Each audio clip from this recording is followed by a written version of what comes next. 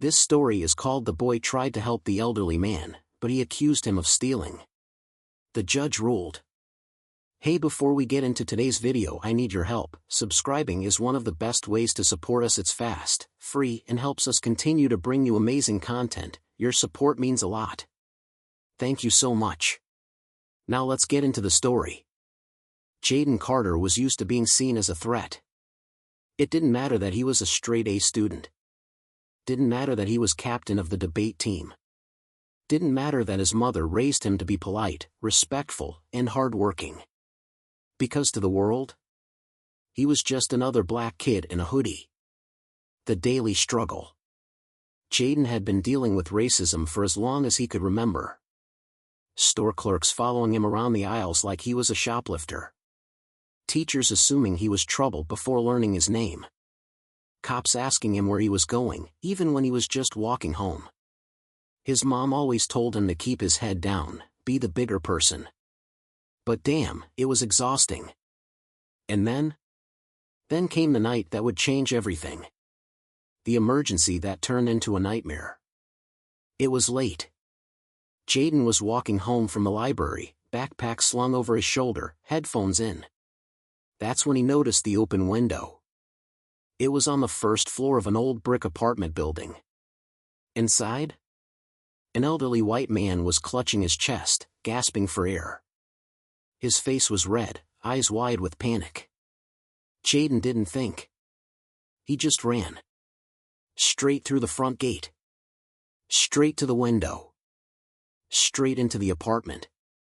The old man collapsed onto the floor, his body shaking. Jaden grabbed his phone, dialing 911. Sir, can you hear me? The man's breathing was shallow. Jaden tried to help him sit up. But the second the man opened his eyes, his face twisted in horror. And then, he screamed. Help! There's a black kid in my house. He's trying to rob me. Jaden froze. Sirens wailed in the distance. Footsteps thundered up the hallway.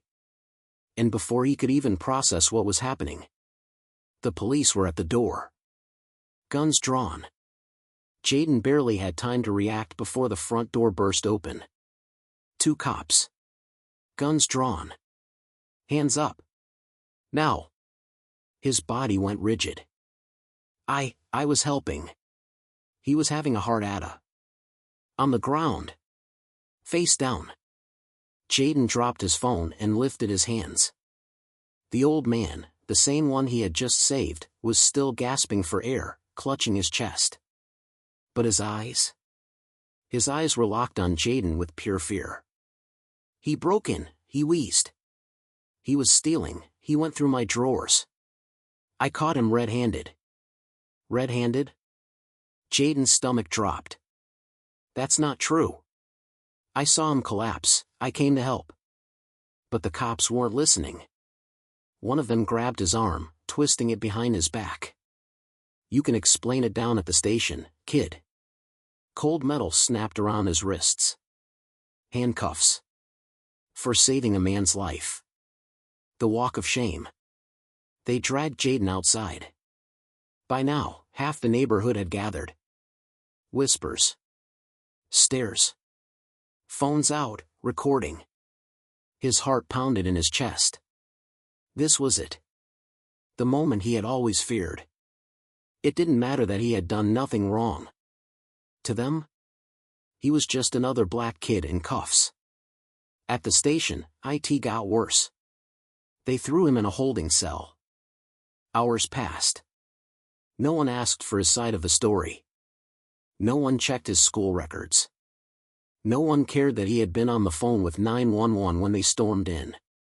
And when his mom finally arrived, breathless and frantic, the cops barely even acknowledged her.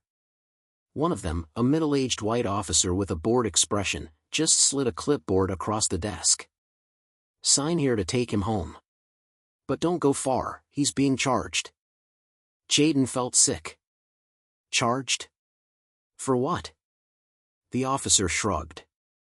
The victim's pressing charges for attempted burglary. Attempted burglary. For saving his damn life. Jayden sat in the back of the courtroom, his hands clenched into fists. He had been in this place too many times before. Not because he was a criminal. Because he was black. And in this world? That was enough. The prosecutor didn't even look at him. The old man, Mr. Gerald Thompson, sat at the witness stand, voice frail but full of certainty. I woke up, and this boy was standing over me, going through my belongings. The prosecutor nodded sympathetically. You're saying he didn't try to help you? That he wasn't calling 911? Thompson scoffed. Please. That's what they do, isn't it? Pretend to be the good guy, then take what isn't theirs? Jayden's jaw tightened. They? The room was silent. Because everyone knew exactly what he meant. Jayden's turn to speak. His lawyer, a young black woman named Attorney Green, stood up. Mr. Carter, can you explain what happened that night?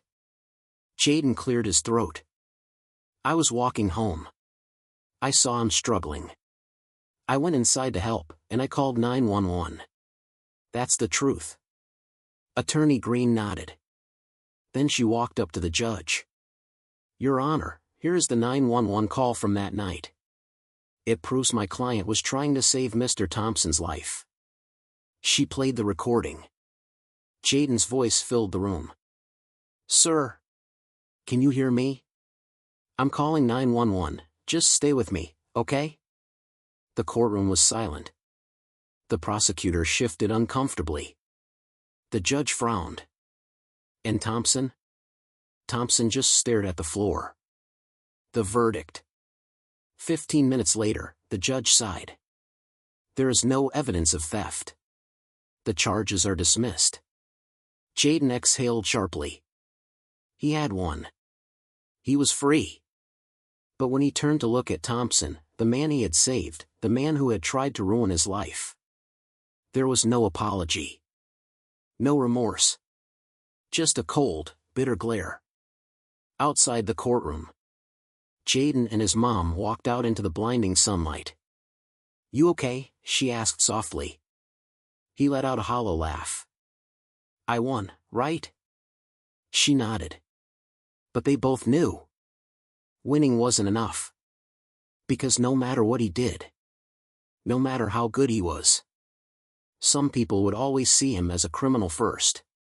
And that was the real injustice. Jayden Carter didn't get justice.